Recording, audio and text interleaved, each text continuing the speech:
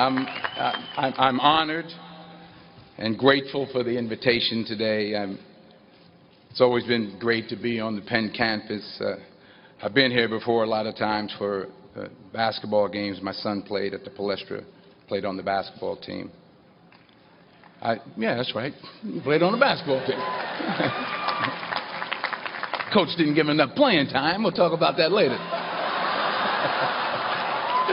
No, but I'm really pleased with the progress that Coach Allen has made, and no, I do. I really am, and I hope him the best success in the future. And you know, I always get a warm welcome when I come to Pennsylvania, when I come to Philadelphia, except on the few occasions where I wear my Yankee cap.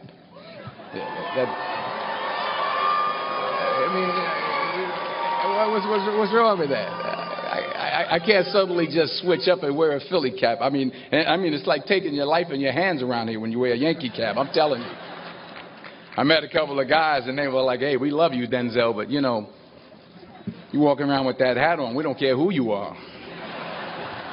So you'll be happy to see that I'm not wearing my Yankee cap today.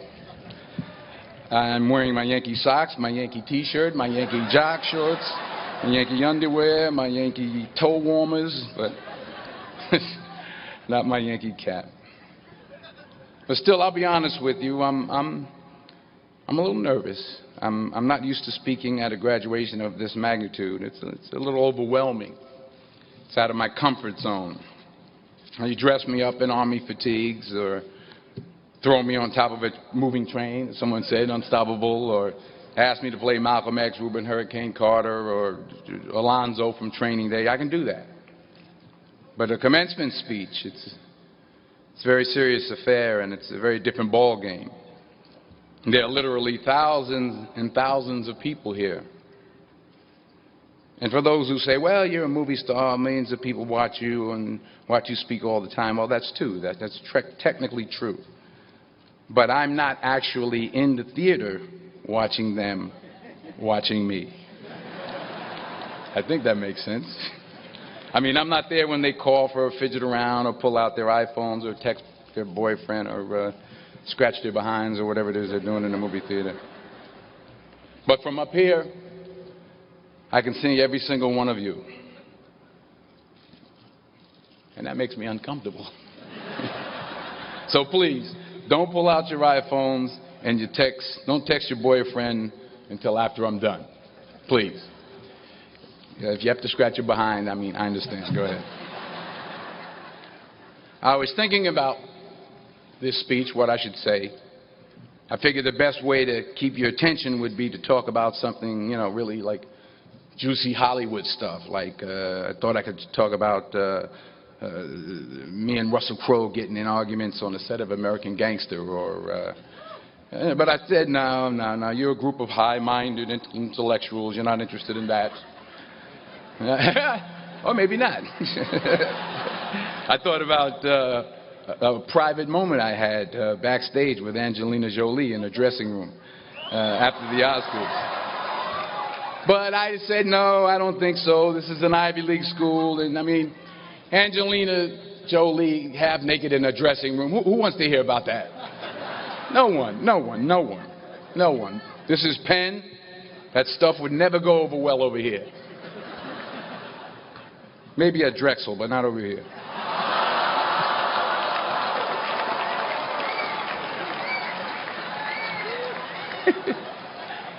Woo, I'm in trouble now. So I was back to square one, feeling the pressure. So now you're probably thinking, if it was going to be this difficult, this much pressure, why did I even accept today's invitation in the first place? Well, you know, my son goes here, that's number one. That's a good reason. And I always like to check to see how my money's being spent. And I'm sure there's some parents out there who can relate to what I'm talking about. Yeah. It's everybody upstairs. And there were some other good reasons for me to show up. Sure, I got an Academy Award, but I never had something called a magic meatball after waiting in line for half an hour at the food truck. Yeah. Yes, I talked face-to-face with President Obama, but I never talked face-to-face with a guy named Queter who sings bad songs over at Smokes on Tuesday night. I never been to Buies. I never been to Hemos. Yes, I have played a detective who battles demons, but I've never been to a school in my life where the squirrel population has gone bananas. I mean, they're breaking in the dorm rooms, they're walking around campus. I think I saw some carrying books on their way to class. So I had to be here. I had to come. Even though I was afraid I might make a fool of myself. In fact, if you really want to know the truth, I had to come exactly because I might make a fool of myself. Now, what am I talking about? Here it is. I found that nothing in life is worthwhile unless you take risks. Nothing. Nelson Mandela said, "There is no passion to be found playing small and settling for a life that's less than the one you're capable of living." Now, I'm sure in your experiences in school and applying to college and picking your major and deciding what you want to do with life, I'm sure people have told you to make sure you have something to fall back on. Make sure you got something to fall back on, honey. But I never understood that concept, having something to fall back on. If I'm going to fall, I don't want to fall back on anything except my faith. I want to fall forward. I figure at least this way I'll see what I'm going to hit. Fall forward. This is what I mean. Reggie Jackson struck out 2,600 times in his career, the most in the history of baseball. But you don't hear about the strikeouts. People remember the home runs. Fall forward. Thomas Edison conducted 1,000 failed experiments. Did you know that? I didn't know that. Because the 1,001st was the light bulb.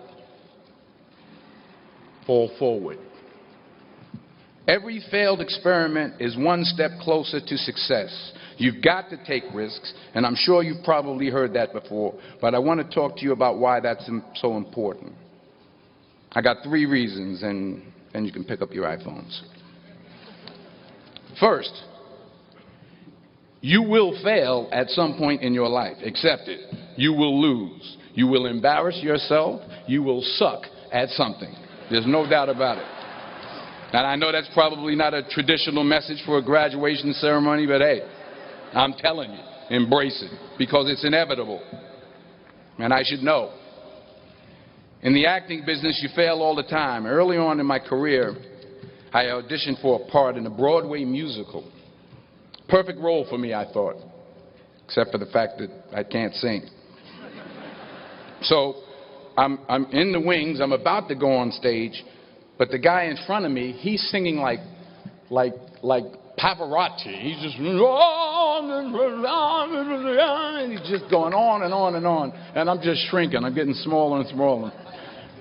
So they say, "Oh, thank you very much, and you'll be hearing from us." So I come out with my little sheet music, and it was Just My Imagination by the Temptations. That's what I came up with. So I hand it to the accompanist, and she looks at it and looks at me and looks out at the director and was like, "All right." So I start, I'm going to sing. I'm like, "It's just my imagination. Once again, and then coming away with me." And I'm not saying anything, so I'm thinking I'm getting better. So I just start getting into it. It was just my imagination. Running. This, thank you very much, Mr. Washington. Thank you. So I assumed I didn't get the job. But the next part of the audition, he called me back. The next part of the audition is the acting part of the audition. So I'm like, hey, okay, maybe I can't sing, but I know I can act. So they pair me with this guy, and again, I didn't know about musical theater. And musical theater is big, so they can reach everyone all the way in the back of the stadium. And I'm more from realistic, naturalistic kind of acting where you actually talk to the person next to you. So I don't know what my line was. My line was, well, hand me the cup. And his line was, well, I will hand you the cup, my dear. The cup will be there to be handed to you. I said, oh, okay. Well, should I give you the cup back? Oh, yes, you should give it back to me because you know that is my cup and it should be given back to me. I didn't get the job. But here's the thing. I didn't quit. I didn't fall back. I walked out of there to prepare for the next audition, and the next audition, and the next audition. I prayed. I prayed, and I prayed. But I continued to fail, and fail, and fail. But it didn't matter, because you know what? There's an old saying, you hang around the barbershop long enough, sooner or later you're going to get a haircut. So you will catch a break, and I did catch a break. Last year, I did a play called Fences on Broadway. Someone talked about it. Won the Tony Award. And I didn't have to sing, by the way. But here's the kicker. It was at the Court Theater. It was at the same theater that I failed that first audition 30 years prior. The point is, and I'll pick up the pace, the point is every graduate here today has the training and the talent to succeed. But do you have the guts to fail? Here's my second point about failure. If you don't fail, you're not even trying. I'll say it again. If you don't fail, you're not even trying. My wife told me this great expression. To get something you never had, you have to do something you never did. Les Brown's a motivational speaker. He made an analogy about this. He says, imagine you're on your deathbed, and standing around your deathbed are the ghosts representing your unfulfilled potential. The ghost of the ideas you never acted on. The ghost of the talents you didn't use. And they're standing around your bed, angry, disappointed, and upset. They say, we came to you because you could have brought us to life, they say. And now we have to go to the grave together. So I ask you today, how many ghosts are going to be around your bed when your time comes? You've invested a lot in your education, and people have invested in you. And let me tell you, the world needs your talents, man, does it ever. I just got back from Africa like 2 days ago, so if I'm rambling on, it's because I'm jet lagged. I just got back from South Africa. It's a beautiful country, but there are places there with terrible poverty that need help. And Africa is just the tip of the iceberg. The Middle East needs your help. Japan needs your help. Alabama needs your help. Tennessee needs your help. Louisiana needs your help. Philadelphia needs your help.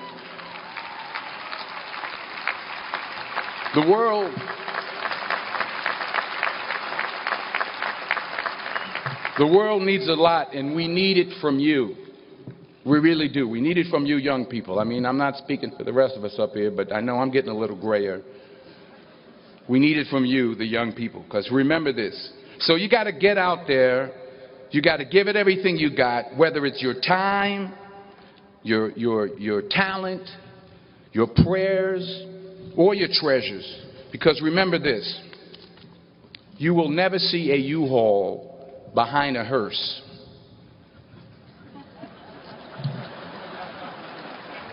I'll say it again.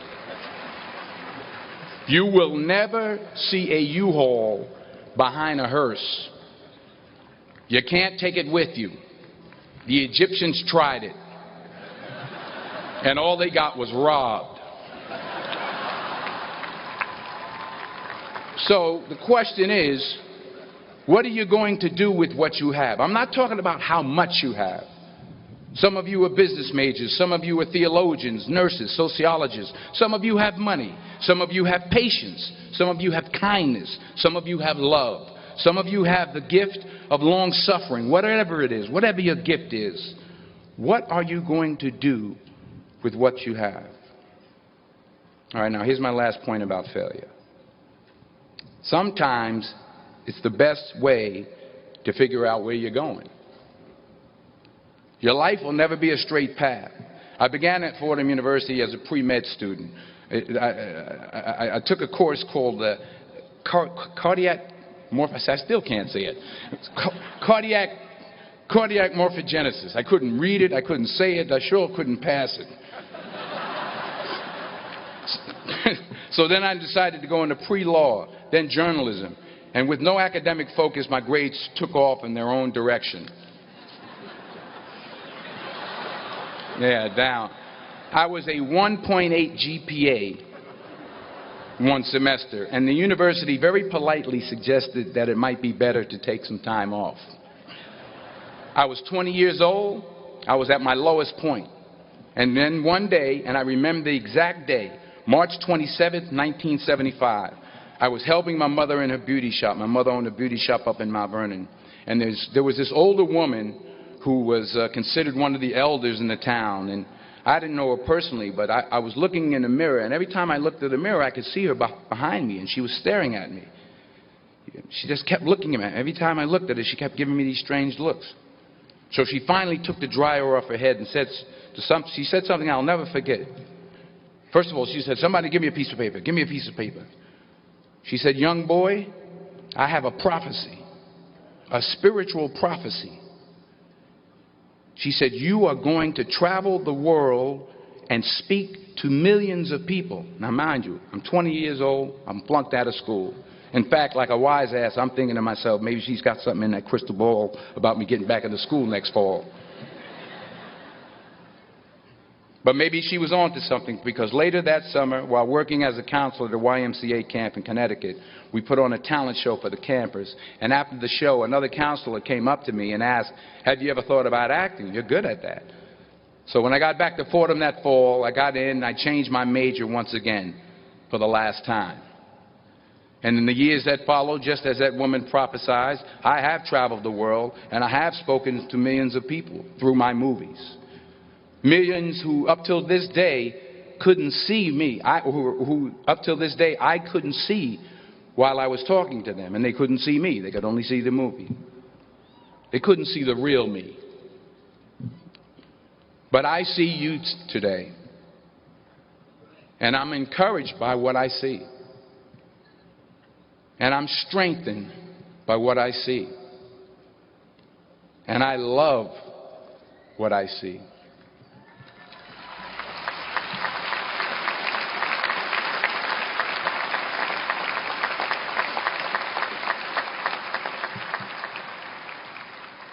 One more page, and I'll shut up. Let me conclude with this one final point, and actually the president kind of brought it up. It has to do with the movie Philadelphia. She stole my material.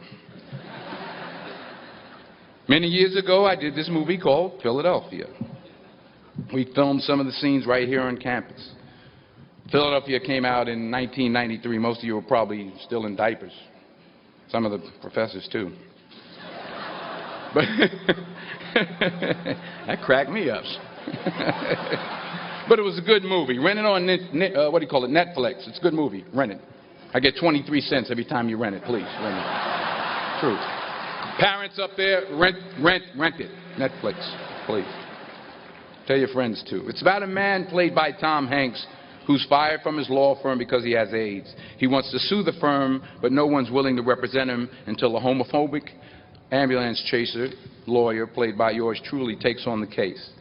In a way, if you watch the movie, you'll see everything I'm talking about today. You'll see what I mean about taking risk or being willing to fail. Because taking risk is not just about going for a job. It's also about knowing what you know and what you don't know. It's about being open to people and to ideas. In the course of the film, the character I play begins to take small steps, small risks. He very, very, very slowly begins to overcome his fears. And I feel ultimately his heart becomes flooded with love. And I can't think of a better message as we send you off today. To not only take risks, but to be open to life, to accept new views, and to be open to new opinions, to be willing to speak at a commencement at one of the best universities in the country, even though you're scared stiff. While it may be frightening, it will also be rewarding. Because the chances you take, the people you meet, the people you love, the faith that you have, that's what's going to define you. So members of the class of 2011, this is your mission. When you leave the friendly confines of Philly, never be discouraged. Never hold back. Give everything you got. And when you fall throughout life, and maybe even tonight after a few many glasses of champagne, remember this: fall forward. Congratulations. I love you. God bless you. I respect you.